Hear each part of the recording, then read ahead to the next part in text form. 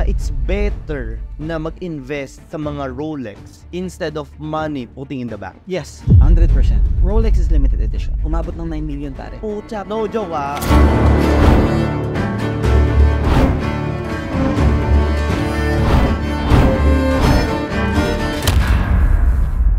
Okay guys, so we're back. We're here at BAJ Speaks again. And syempre, nandito yung isa sa mga pinakamalupit nating guest. Owner siya ng multiple businesses dito sa Pilipinas. Let's welcome Mr. Hayb. Thank you guys. I'm very happy to be here. Pag-usapan natin itong napakagandang display. I think this is one of your business. Can you tell us? Actually, this is something on a side lang that I've been doing kasi watch is my hobby. Ever since, nagko-collect lang talaga ako for myself. Since nga, sobra natin negosyante, lahat na lang ng negosyo.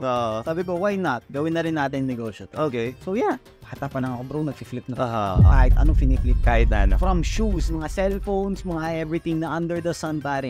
Kahit scooter man yan, never pa ako nakapag-motor. Kung maganda yung presyo niya, flip ko yan. Tapos ibebenta nyo ka. Benta ko rin. Ganon. Para dun sa mga audience natin, no, what is flipping? Flipping is buying something for a price and then selling it for another price. Yun lang yun. You buy something for 1,000, you sell it for 1,500, you profit 500. So that's flipping. It's buy and sell. Okay. Is there any license required for you to flip? If you want to buy a car, you can do buy and sell cars without license. Technically, if you are into it for a business talaga, you have to have it registered. If you are a self-employed person, government-wise, you have to declare it in your income, sa taxation, whatnot. Pero again, it's up to you. For the few months na, every time na makapag-meet ako pare, I always video, I always document all my transactions. Why? Because I'm gonna release them one by one din sa TikTok. I'm very transparent there. I bought this for 300,000, nabenta ko ng 360. Transparent ako sa mga content ko. Not to spill and create a negative impact on the watch game, but to create awareness na you can flip anything. Hindi ba nang dahil sa ganung type of content is baka mas dumami yung competitor? Exactly. Para you can never duplicate Hayb. Tama. Ako yun. Tama. You know that. Actually, sa mga content ko bari, sinasabi ko na ganito yung ginagawa ko. Do this and do that. Pero they don't do it yet. It takes more than just knowing to actually do something. And people can duplicate the passion Yeah. Diba? Sometimes nakikita nila, eto pera-pera ng profit Exactly. Pero ang hindi nila nakikita doon, ikaw talaga. Yes, gusto mo yung ginagawa mo. Ever since talaga, pare, lahat finiflip ko, lahat gusto kong gawing negosyo, lahat anything. So, pero pag this is not something to this is actually one, I'm creating awareness to the people that you have to think just smart and put your money where it could grow. That's one. You could put it in watches instead of buying like sobrang daming cars and all that. That's liability. Assets are different, right? And the other thing is people in the Philippines don't want to be sold to, but they love buying. Okay? Authenticity, when you tell them what's really happening, they tend to trust you talaga. Yes. And syempre sabihin ko, hindi, ganito talaga nakita ko ganyan. So ito, okay to. Parang trustworthy, and then they become your fan, and then they buy from it. Hindi ba medyo sumasama yung loob ng buyers mo na, shit, 50K yung kinita ni Hayb dito Hindi bro. Actually, that's what I imagined before. Na ganito. But, kasi I am selling market price and below. Okay? I'm not selling something that is overpriced.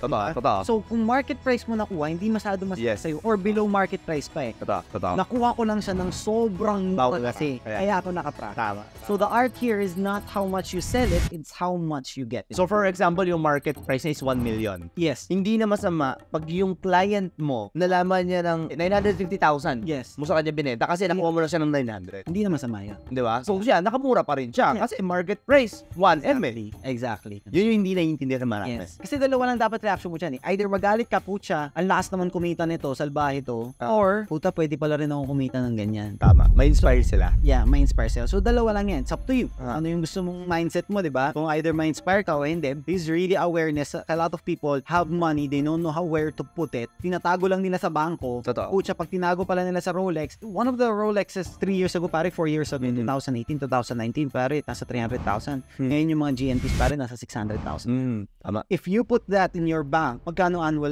interest? Totoo. Pucha. Kasi unang-una, let's go to why buy watches. Two things. Investment. Bakit siya naging investment? When you have 500,000 lying there in your couch lang, in your bag, you tend to spend it. You tend to go somewhere, you tend to buy a car that you don't really need, and so on and so forth. But when you put it in a watch, Rolex has increased in value. Most of the watches here increase in value. We've seen watches that grew like 500% in value. Wow, 500%. Yeah, during the pandemic, yung mga Nautilus natin ng mga Patek Philippe, it was like around maybe 2 million, 3 million, umabot ng 9 million pare. Wow. Yung tinaas. You mean, when I buy a watch, tumataas yung presyo niya kahit gamit ko na siya. Yeah. Hindi bumababa. No. Baliktad. Baliktad. Okay, kasi kapag bumili ka ng kotse, the moment na inilabas mo lang siya ng kasa, automatic, tapos na kagad yung That's presyo. why cars are called liabilities. Okay. And watches are called assets. Sa watch, hindi. Hindi. Paano nangyayari na yung watch tumataas yung value niya? One, it's getting discontinued, so hindi na siya for production. Rolex is limited edition. Even if you go to a Rolex store and boutique right now, you're not gonna find the watch that you want. Except yung sa mga watches na sobrang oversupply. So I'm not saying that all Rolex din na. You have to be careful. You have to eye on some units lang and some models. Not all the Rolexes go up in value. However, even if it goes down in value, not that much then. For example, guys, for the sake of the viewers, how much are you selling this? I'm selling this for 250. 250,000 may Rolex ka na. How much did you get it kung ganun yung kamura na binibenta ngayon? 200? So for this one kasi since 200 siya, I cannot compare the price or the profit that I'm getting from 800 watch. Yeah. From 200 watch. So here, if we profited like 20,000, masaya na kayo doon. that's good. Bottom line nito, do you advise those people na sabihin na natin may 5 million sa bangko tapos nakatago lang doon na bumili ng mga ganitong type of watches? Yes, I advise them to buy Rolexes and other like even Patek Philippe's, APs. So yung mga ganitong watches, I advise them to buy. But of course, they have to seek professional opinions then. Okay. Of course, in the industry. Kasi yung mga professional sa industry, they know what is going to go high and go low. And if you want to have your money back, you need the cash. You need to liquidate. You can almost liquidate instantly. Ayan kasi yung common misinterpretation ng tao. Akala nila, pag bumili ka ng Rolex, is gumastos ka lang sa isang relo. No, you don't actually spend a penny. If you buy a Rolex, I don't think that you spent. Kasi ang sabi nila, when you're trying to buy a Rolex watch, especially if it's a good model, no, you're not buying it. You are just converting your money into a watch. Yes. Kasi yung value niya, yung Currency lang pare. Diba? Converting currency lang. Like, diba? I know it's materialistic, stereotyping, blah, blah, blah. When I walk inside a room trying to propose a business, how are people gonna listen? Instead of you going there, i-explain mo pa kung that I own this type of business. Siyempre, bubuhat mo yung sarili mong bangko muna, diba? Para they start listening. But when you go inside with a good piece of Rolex, people don't ask na. They already know who you are. They already know what you represent. Tama. Hindi na yun para mag-explain ka kung sino ka, no? Because you know when you know it. Yeah, you know diba? when you know. Wait lang before natin tapusin itong first place na to, bakit pa ako bibili ng Rolex? Pwede naman ako bumili ng G-Shock. Parehas lang naman ng oras. Well, it's not about telling the time. Actually, this piece, 90% when I use a watch is hindi siya time correct. Totoo guys, kahit akin ngayon. Kasi wala akong winder sa taas ng kwarta eh. Totoo yan. This is not to tell the time, pares. This for me as a jewelry. This is a piece of jewelry I wear for confidence to make me, because I want it. I love it. Yeah. This is my hobby. This is where I safely put my money. So that's it. Some people actually have a Rolex and then meron silang Apple Watch. Kung gusto mo mag-G-Shock, mag-G-Shock ka, diba? I have no problem with you. I actually own some G-Shocks. If you want something that's characterized as jewelry, luxury, maisasanla mo and whatnot, diba? Then you go for something like mga Rolexes. They're wristwatches, I understand, but they're very different. Technically siguro, no, for those viewers na hindi pa nakakaalam, no, when you're trying to close a deal with your co-entrepreneur at pinag-uusapan nyo talaga, nasa ₱1 million na. Yes. If you want to be taken seriously nung kausap mo, a watch is a very important. Yes. It's part of the show eh. It's part of the thing. It's psychological. Yes, parang pangit kasi materialistic, pinupush mo, blah, blah, blah. A lot of people ito sasabihin, si Mark Zuckerberg nga hindi nagro-Rolex eh. Okay. Si Gary Vee nga hindi. Sige. Yeah. Ano sagot mo doon? Sige, ano sagot mo doon? Kasi they don't need to. Their face has already value. Totoo. So, kung wala ka pang value sa face mo, di sarilo ka kung ano, di ba? Sabi nila totoo yan. They're somewhere na and then they don't need to prove absolutely anything already because their name is everywhere. People already know that. They don't need this stuff. Yan. Guys, huwag niyo compare yung mga sarili niyo sa mga Forbes Top 100. Kasi kahit saan na pumunta yan, naka-aeroplano yan, sarili. Diba? Hindi na kailangan mag-flex. Ang flex na yung mga bodyguard na nasa paligid na nila eh. Totoo. Iba na.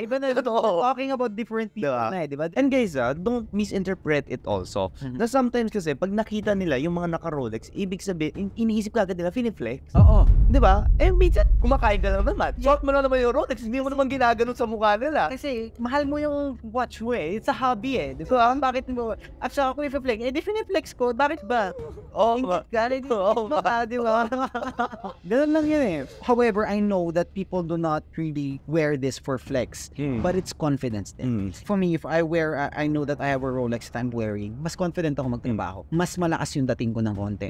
Mas motivated ako. This is me between me eh. They're never gonna understand until na magkaroon kayo. I promise you that some people gain and produce trust through conversations about watches. Final words, Hayb, for those people na bala mag-start bumili ng first Rolex nila. Kasi ako dati, tagal. Go for it. Kasi this is the time for buying. Hingan mo ko ng cash ngayon, hindi kita mabibigyan. Kasi lahat ng cash ko, kinuha ko talaga because I am now in the market to buy. Mababa ang watches ngayon. Okay, watches, kailan ka bibili, kailan hindi. Watches goes with the market, pare. Yung stock market, crypto market, everything, yung finance market natin, sumasabay ito. Okay. Pero throughout the years, it's always escalating. Going up. Yeah. Going up talaga siya. Like as I said, yung mga Submariner na ito, 2018, makakabili ka 280. Ngayon, 500k. Baka hindi ko pa palagpasin to. So, it all go. And the market goes up and down. Since 2018 until now, it goes up and down. But still, this gradually, when you see a chart in a long-term chart, it still goes up. November, December, of course, Christmas and all that, mataas siya. Kailan ng Pasko ng mga negosyante, sabi nga? December. January. February. Kasi December, out din yung mga yan. Stocks, sa business, kasi nga maganda ang business nun eh. So, ang Pasko ng mga yan, mga January, February. So, dyan, maganda, medyo matataas na yung mga prices konti. So, later on, pag-uusapan natin yung mga yan. Ako, I'm very excited to continue this conversation. But, syempre, we'll be taking a short break. And, syempre, abangan nyo, kita-kits ulit tayo, mga. This is how legends are made. You'll never win. You have to chase something more than money. You have to chase your legacy. You have to chase something that you're passionate about. Like that. When you are into something just for the money itself, chasing the fun, you're gonna go up and then down, up and down. Even guys,